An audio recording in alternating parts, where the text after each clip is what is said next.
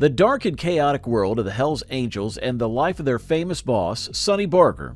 From their early days wreaking havoc on the streets to their role in the infamous Altamonte Speedway disaster, Barger and his gang have left an everlasting impact on history.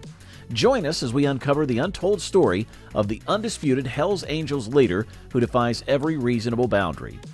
In the bustling city of Modesto, California, a legend, Ralph Hubert Barger, was born on an October day in 1938. His early life was filled with challenges as his mother left when he was an infant, leaving him and his sister in the care of their grandmother. His father struggled with alcoholism, and growing up in post-war Oakland was tough due to the decline of industries and high unemployment. Barger had a rebellious nature, often getting into confrontations at school and eventually dropping out of the 10th grade. While his friends fell into addiction, Barger worked at a grocery store and decided to join the U.S. Army at the age of 16, attracted by its discipline and brotherhood. However, he was discharged early due to issues with his birth certificate. Undeterred, Barger took on various jobs and found comfort in staying with his father at a modest hotel. In 1956, Sonny Barger co-founded his first motorcycle club, the Oakland Panthers, with a group of fellow military veterans. After the club disbanded, he joined another group where he encountered a biker named Don Boots Reeves, who wore a patch from a defunct Hells Angels chapter.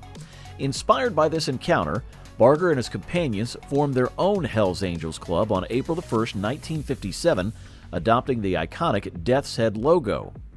Under Barger's leadership, the Oakland Hells Angels expanded their influence and membership by merging with other chapters and establishing a network involved in narcotics. Despite conflicts with rival clubs like the Gypsy Jokers, Barger solidified the Oakland chapter's position as the largest and most influential within the Hells Angels. Renowned journalist Hunter S. Thompson described Barger as the influential figure in the club, possessing a cool demeanor and a knack for quick thinking and conflict resolution. Barger's involvement with the Hells Angels brought notoriety and controversy. He took part in the club's clash with anti-war protesters in the 1960s, gaining attention for the Hells Angels' perceived anti-establishment stance. Barger instated a rule in 1964, making the Hells Angels an exclusively male organization due to concerns for the safety of female members. Despite Barger's denial of being the club's leader, he copyrighted the Hells Angels name and oversaw its incorporation as a nonprofit in 1966. Barger's connection to the counterculture movement of the 1960s further propelled his image as a symbol of rebellion. He engaged in advising film projects and made appearances in movies, including portraying himself in Hells Angels 69.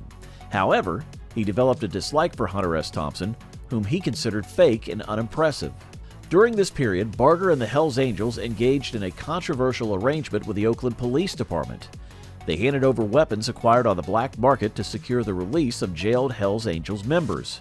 Barger denied any direct involvement in permitting crimes committed by the club, but faced accusations of trading weapons for deals on arrests. Internally, Barger's authority within the club was evident. The first sanctioned internal murder of a Hells Angels member, Paul German Ingalls, occurred in 1968. Ingalls was forced to consume a fatal overdose of barbiturates after being found guilty of burglarizing Barger's coin collection by a makeshift court. Additionally, Barger developed a heroin-selling operation and struggled with cocaine addiction during the late 1960s. Barger's criminal activities eventually caught up with him. In 1968, he and 32 other members of the Oakland chapter were arrested on drug charges, along with the confiscation of narcotics, firearms, and stolen merchandise. These events mark pivotal moments in Sonny Barger's life, intertwining his leadership within the Hells Angels, his involvement in the counterculture, and his engagement in criminal activities. In 1969, the Altamonte Free Concert, marred by violence and tragedy, marked a turning point for the counterculture movement. Barger defended the actions of the Hells Angels, arguing that their response was provoked by the crowd's disrespect for their motorcycles. He blamed the Rolling Stones for creating a chaotic atmosphere, criticizing their handling of the event. Altamonte became a symbol of the era's disillusionment, but for Barger, it was just another event in the Hells Angels' tumultuous journey. In the aftermath of Altamonte, Barger sought to reshape the Hells Angels' image. He purged the club of undesirable members and enforced strict rules against drug use. Offensive symbols and patches were discarded as the club embraced a more mainstream persona. Barger understood the power of perception, engaging in charity work and public relations campaigns to counter the negative stereotypes surrounding the Hells Angels. Barger was indicted on the RICO Act, along with 32 others in 1979. The charges included manufacturing and distributing drugs, conspiring to commit murder, assault, and intimidation. Barger spent 14 months in jail before and during the trial, but ultimately he and his wife were acquitted of all charges. During this period, the Hells Angels were also engaged in a violent feud with the Outlaws Motorcycle Club, with conflicts over control of the methamphetamine trade in the U.S. and Canada. Barger and other Hells Angels leaders attempted to organize a peace conference as a ruse to assassinate Outlaws leaders, but the plan was exposed, leading to tension within the Hells Angels ranks. In 1987, Barger was arrested as part of Operation Caucus, a nationwide investigation targeting the Hells Angels. Barger and several others were accused of conspiring to violate federal firearms and explosives laws. The operation resulted in the arrest of 38 Hells Angels members and associates and the seizure of weapons, drugs, and cash. Barger was eventually convicted and sentenced to 57 months in prison. However, Barger's return to the world outside prison walls reignited an age-old feud between the Hells Angels and the Outlaws, particularly fueled by his bitter rivalry with Harry Taco Bowman, the Outlaws' president.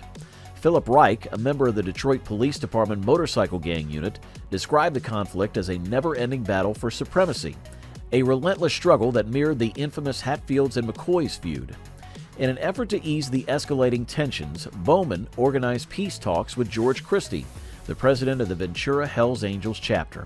Yet these negotiations faced setbacks, and it was believed that one of Bowman's lieutenants, Kevin Spike O'Neill, influenced him to abandon the truce for fear of appearing weak. As hostilities mounted, Bowman allegedly placed a substantial bounty on Barger's life, exacerbating the volatile situation. The clash between these rival motorcycle clubs intensified when the Hells Angels absorbed the Hells Henchmen biker gang in Chicago, resulting in a wave of shootings and bombings. Seeking retaliation, Bowman declared that the Outlaws would strike back at the Hells Angels in California. Sending a team of Outlaws members to California to surveil their targets, they aimed to carry out the assassination of either Barger or Christie. Although their attempts failed, a series of Hells Angels-owned businesses in Southern California fell victim to firebombings. The violence escalated, leaving a trail of chaos and animosity in its wake. Despite his ever-changing circumstances, Barger remained an integral figure within the Hells Angels, contributing to the legacy of the club that has defined his life. Thank you for watching. We hope this video has inspired you to delve deeper into the world of crime.